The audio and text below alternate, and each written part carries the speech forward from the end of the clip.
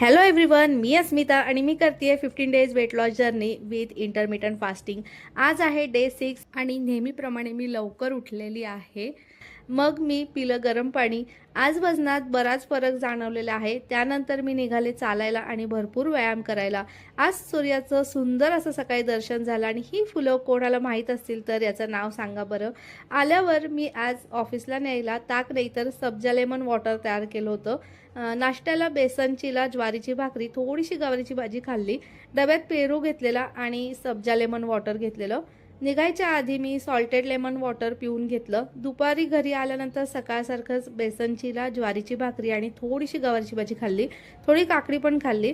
संध्याकाळी मला बाहेर जायचं होतं म्हणून जाताना थोडे फुटाणे आणि शेंगदाणे खाल्ले, कारण बाहेर गेल्यावर भूक लागणार, एनर्जी जाणार म्हणून। ग्लासभर पाणी पिले त्यावरती आणि आल्यावर ऑलरेडी फास्टिंग सुरू झालं होतं, त्यामुळे पाणी पिऊन झोपी गेले। Bye bye.